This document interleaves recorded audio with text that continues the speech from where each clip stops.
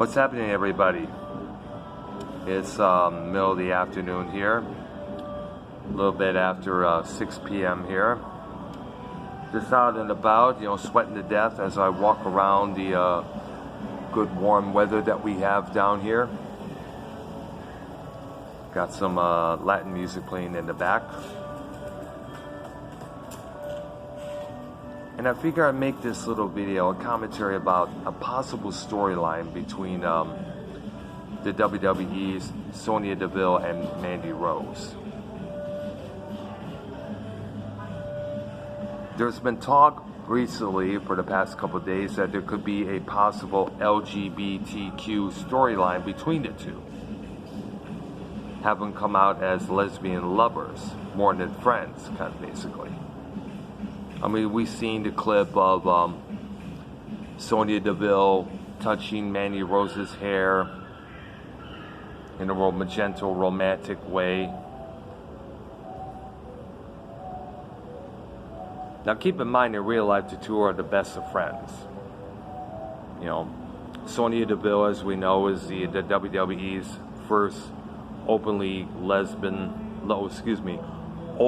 lesbian performer. While Mandy Rose, I guess, is dating some male wrestler whose name I don't know. But she may want to play along with it since it's somebody that she trusts and respects and loves as a friend. Who knows? She may be bi-curious by chance, Now, for those who probably not in the know, that possibly may look down on this, and let me remind you a couple of angles that have occurred a couple times before. Back in around 1986, when the WWF still existed, before it became the WWE, one of their performers, Adrian Adonis, who in the past used to come out wearing a leather hat, a leather jacket, and used to have a briefcase saying "Relax with Trudy" a couple of times just to stir up controversy and such. He crossed over as adorable Adrian Adonis, saying that he was gay, coming out wearing all these fancy dresses, makeup, bleach blonde hair, ribbons here and there in it as well. That was done to primarily to get heat, basically, and that only. And it would also invoke to a much heated feud between him and Rowdy Roddy Piper, who was against this from the very go. Real life Adonis, who is no longer on this planet, he died in a car wreck somewhere near the woods, for some forest area. He in real life was married with a couple kids.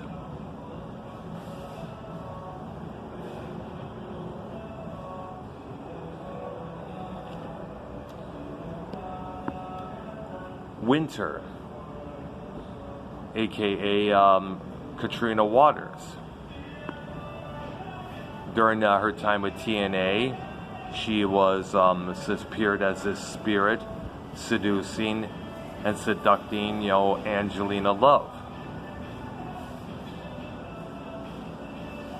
She would often give Angelina these, some of the drink, and this would make, Angelina Love, kind of stoned in an obedient type of way, kind of like a under winter spell. Basically, one time she would sit by the far from the where the entrance and be like this to Angelina Love, who'd be so spaced out of her mind. She would come towards her like a slave. And the look on Winter's face, pretty much summed it up. It was like a sadistic sexual smile, basically.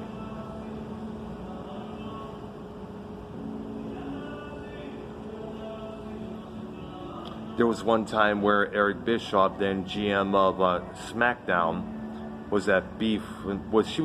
he was beefing with Stephanie McMahon, who was the general manager of Raw at that time, in the early 2000s, during the Ruthless Aggression era. they were dishing out words in the middle of the ring on a SmackDown taping. Bischoff brings out a couple of hot ladies who seductively dance around Stephanie, who was not having it at all. Then all of a sudden Rikishi comes out and makes a save. Beats the crap out of Bischoff while Stephanie jumps, yay, yay, yay, up and down, yay! Enjoy.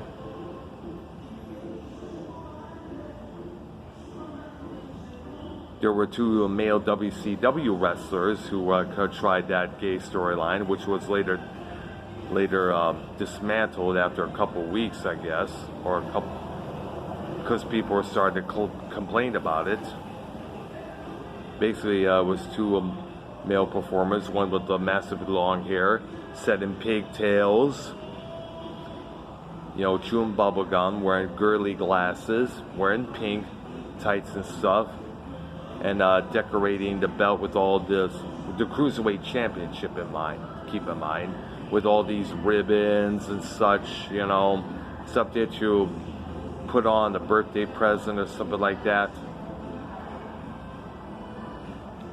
That sadly didn't really make the cut for too long because people were starting to complain about it. There was also the Billy and Chuck angle. I guess it was between Chuck Palumbo and some other wrestler named Billy. I forgot who it was. I don't know if it was Billy Kidman or whichever. Feel free to remind me at this point, folks, because some of my memory of that is pretty much jaded. They were portrayed as being gay until they had to come out and say during one ceremony in the ring that they weren't the guy getting married, they're not gay and all that stuff.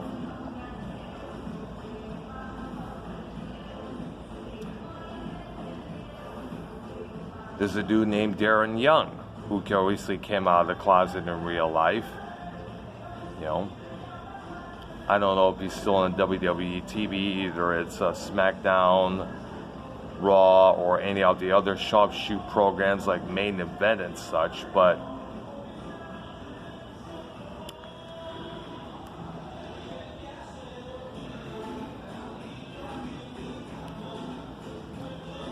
now, so this is nothing really new, basically. The only time I think the only wrestling organization that really did that was probably the NWA and possibly the AWA when that was still functioning at that time. Now there's some that's going to oppose this kind of angle if it falls through. Well, since Rose and DeVille are supposed to be heels, so this would seem fitting, to generate some heat from the people out there. Now, if, like I was going to say, if this actually goes through, I would suggest the WWE don't bury it like everything else. Make it a good storyline. Let it go through for a few weeks. And also, if there's going to be any touchy-feely, kissy-kissy between the two, just keep it at that. No over-explicit stuff. No going overboard, because there are kids who are watching. Keep that in mind. And you know how a lot of parents are. They don't want their kids getting the wrong impression and such, People are very trendy on that. Too many times people started imitating what the wrestlers do, and somebody gets hurt. And if they see two girls kissing, their daughters are ages 10, 9, or 6 are going to probably start doing it the same, all that kind of jazz,